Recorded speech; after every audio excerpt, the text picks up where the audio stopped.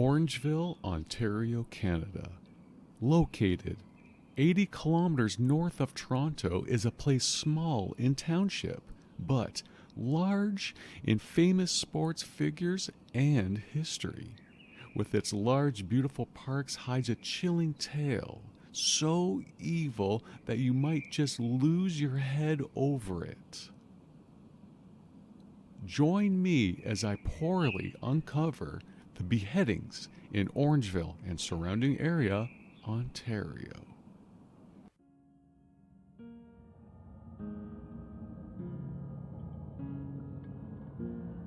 King of the Canadian Hill, make a murder in our Ontario.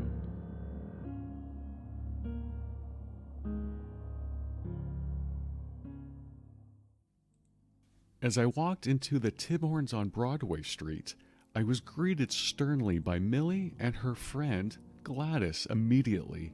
They had been waiting for me since 8 a.m., even though I told Millie that I would be there at noon. Days before meeting up at the Timmy's, she demanded on the phone that I do not wear a blue Blue Jays baseball cap to stand out from the other folk. When the time came to meet up, I had instructed her that I was going to put on a black LA Kings with a big gray crown on the front baseball cap to please her request. With the former greetings out of the way, I was shown to the table of where we were going to conduct our interview/story that Millie's great-great-grandpapa, Gabe, had told the family for generations up to this point in time. As soon as we sat down, Gladys, Millie's old friend, went to her pocket and took out a butterscotch candy and asked if we would like one. Before I could answer, Millie cheerfully said, "Please and thank you," and then a gross thing happened in front of my eyes. Gladys took the wrapper completely off the candy, held the now wrapper-free candy in her wrinkled skin fingers, and then leaned over and placed said candy in Millie's mouth. I had to carefully choose my words when offered because I wanted to say, "Oh hell no, not in a million years that way, you old bag." But ultimately, I went with the good old-fashioned, "No thank you, Millie, tell me your story." Millie had informed me that starting in the early 1870s, Orangeville, and for the most part of the larger surrounding area for that matter, held a strong number of Irish Catholics, with a small scattering of Protestants in pockets throughout. The Protestants, known as Orangemen in the 1800s, were at a religious battle of the Duel of the Fates with their land-sharing Catholics. This difference of faith had led to a number of drunken fisticuffs from time to time, but also bloody murder too. In the 1880s, a Orange bailiff from Tottenham, Ontario, that went by the name Newt Malloy, was on his way to Orangeville to transfer a criminal rumored to be a Catholic sympathizer back to Toronto. However, he never made it into town. He was found dead in Caledon Lake Forest with his head cut clean off his shoulders and the murder weapon, a battle axe, left near the body.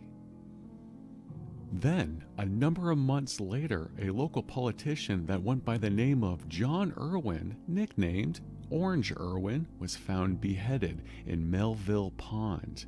For both of these off-the-top murders, there were no eyewitnesses.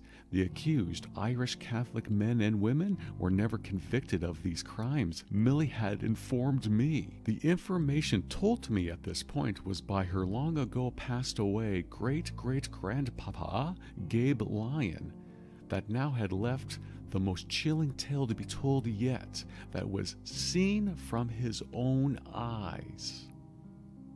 Gabe Lyon, who was an outsider from Toronto, comes to investigate not as an officer of the law, but as a reporter from the Toronto Mail. Upon arrival, he quickly found himself stonewalled by these local officials of the law, who were either biased, intimidated, or corrupted by the large Catholic presence. However, only a few nights later, whilst drinking heavily at the Gamblers Inn Tavern, bar and hotel, Lyon caught sight of a Protestant peddler entering the inn looking to sell beaver pelts and tobacco. A strong number of Irish Catholics, knee-deep in booze, declined any offer of sale of items from this orange peddler and demanded that he sing a song for coin instead. The group and Lyon, fully knowing that this poor peddler's songs would be only Protestant rhymes by his own memory, the frightened Orangemen gave in after threats of physical violence upon his neck as punishment and sang his songs. As the night went on into early morning, as the peddler sang away, Gabe Lyon passed out at the bar from the drink, only to awake in the beam of the bright morning light to find the Gamblers Inn Tavern's floor covered, pooled in blood, with the peddler's burnt, headless body stuffed inside a huge oven used for cooking large game meat. During Gabe's blackout, drunk state, thinking he had heard that the head will be placed in this here walls, upon the search, no head was ever found that deadly morning. No official investigation was ever launched to determine the truth of this tale, due to the fact that there were only eyewitnesses at the inn that claimed not to see a murder, but that of a freshly killed deer being skinned, gutted, and prepared to be cooked in said large oven.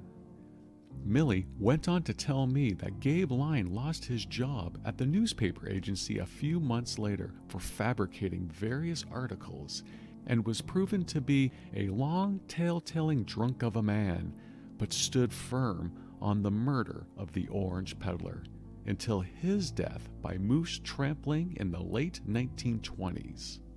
Whatever the case may be, in the 100 years after his beheading murder, it is said that the ghost of the orange peddler can be seen circling the outskirts of Orangeville, Ontario Township, looking for his head, but far too afraid to cross onto the town borders.